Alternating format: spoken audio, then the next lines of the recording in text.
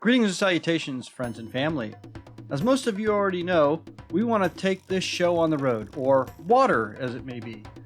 And in order to do that, we have to buy a boat. So we headed to Santa Barbara this past weekend to view some boats that we might be interested in buying one day. We arrived early for our appointment to view the first boat at the Santa Barbara Marina.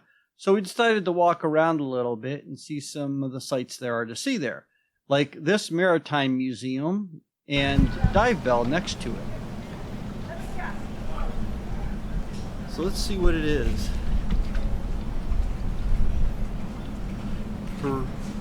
Prisma, that's what I thought. The world's first commercial diving lockout bell was used to support the deep water oil and gas exploration taking place offshore Santa Barbara in the 1960s. Named for Prisma Point in Santa Barbara County, it was rated to 1,000 foot.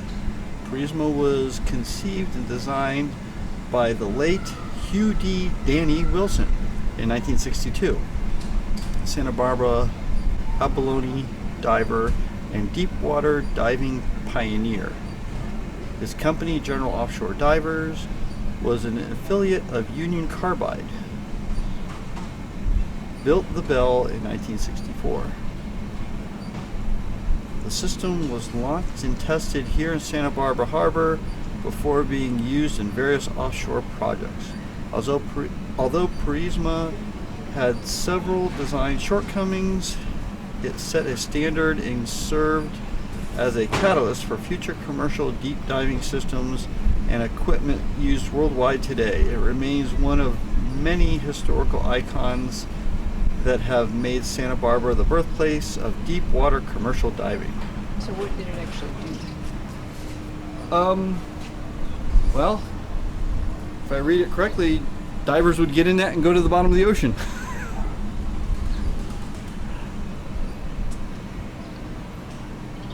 And then they would go out and do work. So it's not comforting to the divers who were in there that it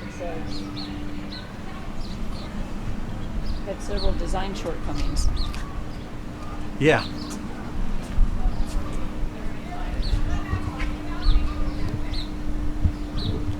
Unfortunately, the Maritime Museum was closed due to you-know-what, so we weren't able to go into that. But we did have a good time walking around and seeing all the little shops that were there at the marina.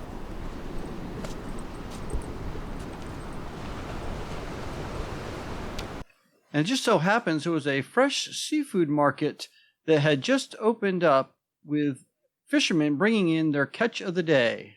Unfortunately, we had just bought a whole bunch of fish the night before at the grocery store.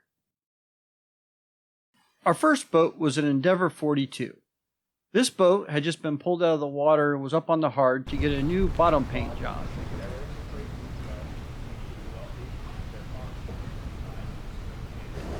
Say hi, Mom.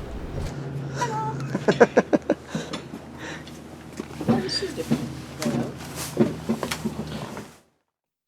Now, you'll have to excuse me, there isn't a lot of footage of us crawling around in these boats. I think this one had the most footage, which only was less than a minute.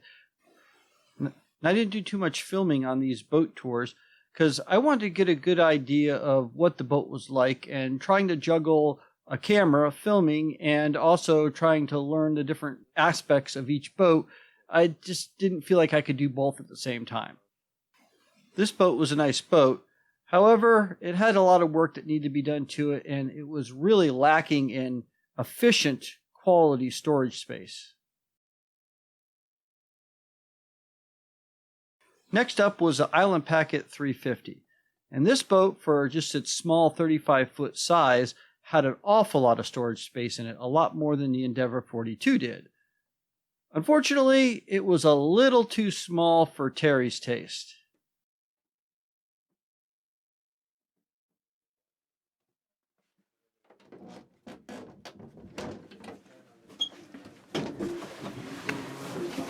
But it's an engine-driven heating system, so it takes coolant and it pulls it out and puts it through coils here and then blows air over it, so you can have cabin heating while the engine's running. Okay. So that's the water maker there? That's the water maker there. There's some filters over there. Okay, what brand is it, do you know? Do you remember? Is it Spectra? I don't know offhand. I'm sure it's in the listing. He gave me a list. So you said to get heat in the cabin, the engine has to be running? In this system, yeah. It's not a Webasto. You know what those are? I don't. Okay, well... It's not a diesel. Yeah, it's not a diesel heater. Webasto's a diesel heater. Okay. They work on like a turbo principle.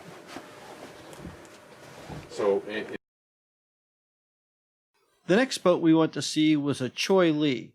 And this Choey Lee was a motor sailor, and it was in really, really bad shape. I didn't take any footage of the interior of the boat, although it was a really interesting floor plan due to the fact that it was currently under contract. The last boat we saw was a Hans Christian 38T Telstar. This boat was a beautiful boat, and if we had the money at the moment, we probably would have considered making an offer. The only downside to this boat is it had a really bad case of the blisters.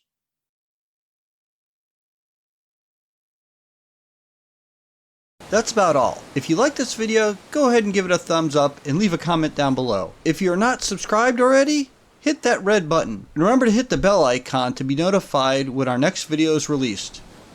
Until next time.